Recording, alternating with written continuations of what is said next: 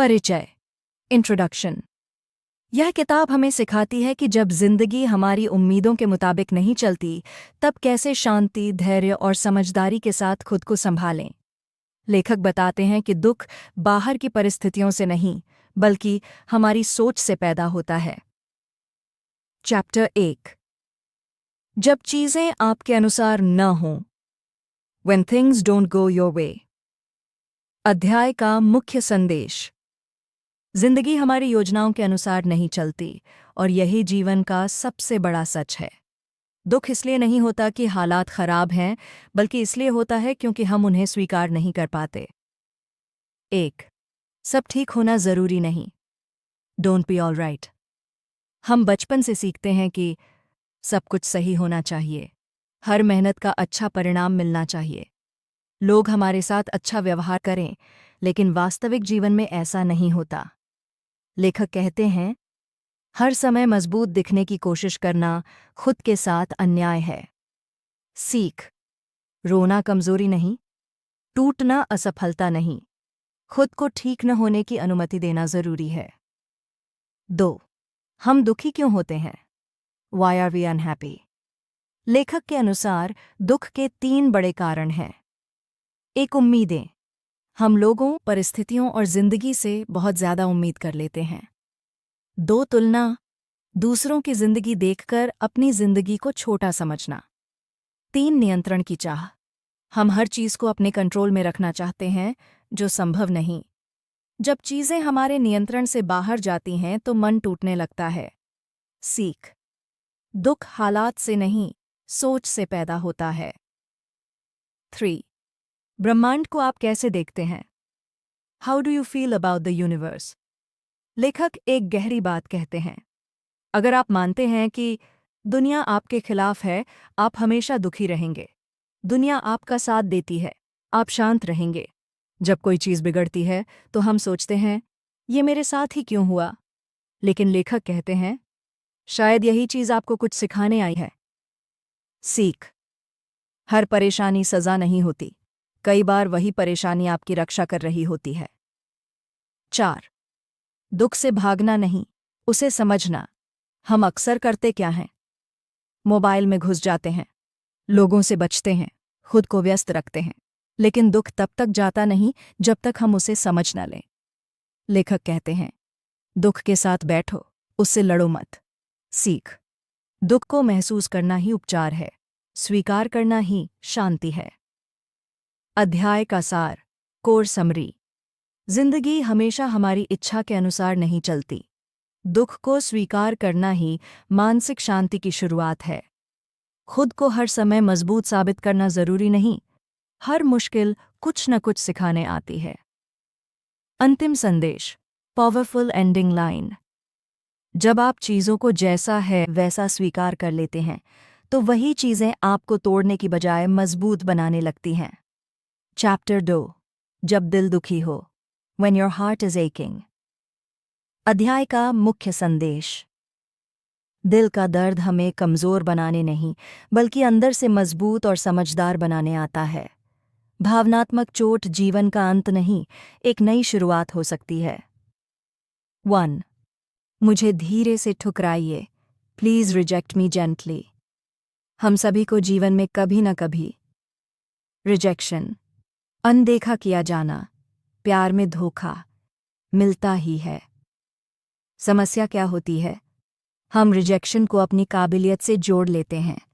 लेखक कहते हैं, रिजेक्शन आपकी कीमत नहीं बताता, बल्कि सामने वाले की परिस्थिति बताता है। सीख। हर ना आपके खिलाफ नहीं होती, हर ठुकराया जाना अपमान नहीं होता। 2। बसंत के दिन गुजर गए। Spring days are gone. यह भाग बीते रिश्तों, सुनहरे पलों और यादों के दर्द के बारे में है। हम सोचते हैं, काश वो समय वापस आ जाए, काश सब पहले जैसा हो जाए, लेकिन जीवन कभी पीछे नहीं लौटता। लेखक कहते हैं, जो चला गया वह आपको तोड़ने नहीं, आपको आगे बढ़ाने आया था। सीख। बीता हुआ समय शिक्षक है, कैदी नहीं। यादों में जीना वर्तमान को खो देना है। 3। मेरी जलन, मेरा दुख। माई जेलसी, माई सफरिंग। जब हम दूसरों को आगे बढ़ते देखते हैं, जलन होती है, खुद से नफरत होने लगती है, हम खुद को असफल समझने लगते हैं। लेखक कहते हैं, जलन यह नहीं दिखाती कि आप बुरे हैं, बल्कि यह दिखाती है कि आप भी कुछ चाहते हैं। सीख। जलन को दिशा बनाइए, तुलना छोड़िए, प्रेरणा लीजिए। 4. दिल के दर्द को दबाइए मत। हम अक्सर मजबूत बनने का नाटक करते हैं, दर्द को छुपाते हैं, खुद को दोष देते हैं, लेकिन लेखक कहते हैं, जो दर्द महसूस नहीं किया जाता वही जहर बन जाता है। सीख। अपने दर्द को स्वीकार करें, भरोसेमंद व्यक्ति से साझा करें, खुद पर दया रखें। अध्याय का सार, कोर समरी। भावनात्मक दर्द इंसान को परिपक्व बनाता है। रिजेक्शन आपकी वैल्यू तय नहीं करता, जलन को समझना आत्मविकास की शुरुआत है। दिल का दर्द दबाने से नहीं, समझने से ठीक होता है। अध्याय का अंतिम संदेश। दिल के घाव भरने में समय लगता है, लेकिन वही घाव आपको सबसे गहरी समझ देते हैं। चैप्टर 3। जब मन थक जाए और खुशी गायब लगे। When feeling burned out and joyless। अध्याय का मुख्य संदेश। थकान सिर्फ शरीर की नहीं होती, कई बार आत्मा भी थक जाती है। जब जिंदगी बोझ लगने लगे और खुशी गायब हो जाए, तब रुकना, सांस लेना और खुद से जुड़ना जरूरी होता है। एक छोटी लेकिन पक्की खुशी, स्मॉल बट सर्टन हैप्पीनेस। हम सोचते हैं, जब बड़ा लक्ष्य पूरा होगा तब खुश होंगे, लेकिन लेखक कहते हैं, खुशी भविष्य की चीज नहीं, वर्तमान की अनुभूति है। उदाहरण, सुबह की चाय, किसी का मुस्कुराकर हाल पूछना, शांत अकेले में बैठना। सीख। रोज की छोटी खुशियां मन को फिर से जीवित करती हैं। दूसरी क्वेरेंसिया, आपकी शांति की जगह कहाँ है?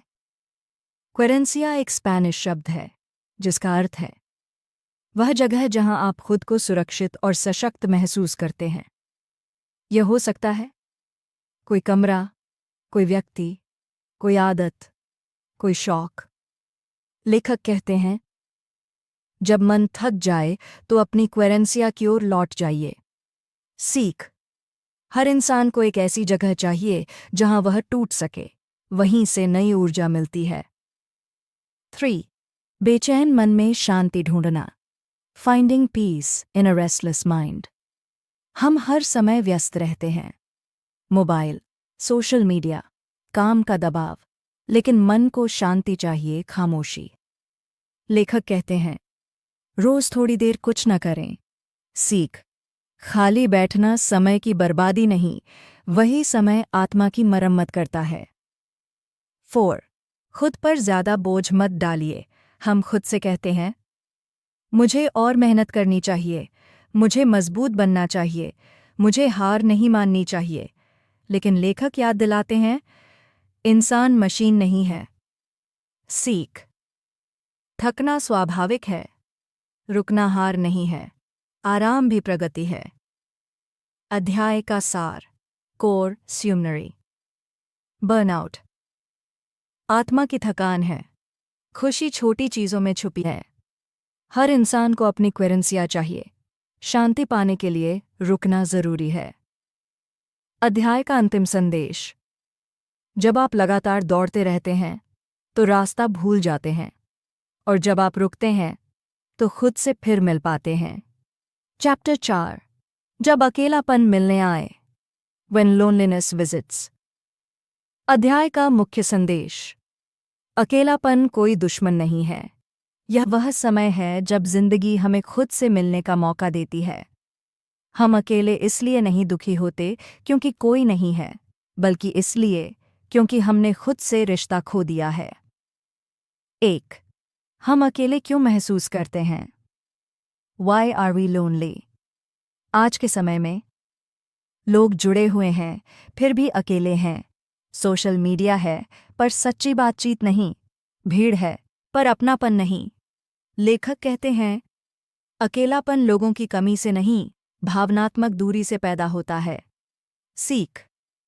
ज्यादा लोगों से जुड़ना समाधान नहीं, गहरे रिश्ते ही दिल भरते हैं। 2. अकेले साथ साथ का दौर। A new era of alone together. हम साथ बैठते हैं, लेकिन फ़ोन में खोए रहते हैं। हम बात करते हैं, लेकिन सुनते नहीं हैं। लेखक कहते हैं, आज हम शारीरिक रूप से साथ हैं, पर भावनात्मक रूप से दूर। सीख। सच्चा साथ मौजूदगी से बनता है। ध्यान देना ही सबसे बड़ा उपहार है। 3. अकेलेपन को जैसा है वैसा देखना। Seeing loneliness as it is. हम अकेलेपन से डरते हैं और उससे भागते हैं, लेकिन लेखक कहते हैं, अकेलेपन के साथ बैठिए। जब आप अकेलेपन को स्वीकार करते हैं, डर कम होता है, मन साफ होता है, खुद की आवाज सुनाई देती है। सीख। अकेलापन स्थायी नहीं होता, यह खुद से जुड़ने का पुल है। 4. अकेले रहना और अकेला होना अलग है। अकेले रहना स्थिति, अकेला महसूस करना मन की अवस्था। लेखक कहते हैं, अगर आप खुद के साथ ठीक हैं तो अकेले भी आप पूरे हैं। सीख। खुद से दोस्ती सबसे जरूरी रिश्ता है। जो खुद के साथ खुश है वही दूसरों से भी जुड़ पाता है। अध्याय का सार। Core summary. अकेलापन कमजोरी नहीं है। सच्चा जुड़ाव ध्यान और समझ से बनता है। अकेलापन आत्मचिंतन का समय है। खुद से रिश्ता मजबूत करना जरूरी है। अध्याय का अंतिम संदेश। अकेलेपन से मत भागिए, वहीं आपको खुद से मिलने का रास्ता मिलेगा। चैप्टर 5। जब भविष्य अनिश्चित लगे। When facing uncertainty। अध्याय का मुख्य संदेश। अनिश्चितता जीवन की सच्चाई है। हम भविष्य को लेकर जितना ज्यादा डरते हैं उतना ही वर्तमान से दूर होते जाते हैं। यह अध्याय सिखाता है कि डर से नहीं, भरोसे से कैसे जिया जाए। 1. ना कहने का साहस। द करेज टू से आई कैंट। हम अक्सर हर चीज के लिए हाँ कह देते हैं। समाज के दबाव में, दूसरों को खुश रखने के लिए, खुद को कमजोर न दिखाने के डर से। लेकिन लेखक कहते हैं, हर हाँ खुद के लिए सही नहीं होती। सीख। अपनी सीमाएं पहचानिए। मैं नहीं कर सकता कहना आत्मसम्मान है। थक जाना असफलता नहीं है। 2. मेरे अंदर के 2 मैं। द 2 मीज इनसाइड ऑफ मी। हर इंसान के अंदर 2 आवाजें होती हैं, एक जो डराती है, एक जो हिम्मत देती है। समस्या तब होती है जब हम डर वाली आवाज को ज्यादा सुनते हैं। लेखक कहते हैं, डर आपकी सुरक्षा के लिए है, पर फैसला आपकी समझ को करना चाहिए। सीख। डर को पहचानें पर उसे शासन न करने दें। आत्मविश्वास अभ्यास से बढ़ता है। 3. पहले अपने दर्द की सुनिए। Listen first to the pain inside you. हम अक्सर दर्द को नज़रअंदाज करते हैं, खुद को व्यस्त रखते हैं, दूसरों की सलाह ढूंढते हैं। लेकिन लेखक कहते हैं, सबसे पहले अपने अंदर के दर्द को सुनिए। सीख। दर्द संकेत देता है कि कुछ गलत है, उसे दबाना नहीं, समझना चाहिए। आत्मकरुणा सबसे बड़ी ताकत है। 4. अनिश्चितता से दोस्ती करना सीखिए। हम चाहते हैं सब कुछ तय हो, भविष्य साफ दिखे, गलती की गुंजाइश न हो, लेकिन जीवन ऐसा नहीं है।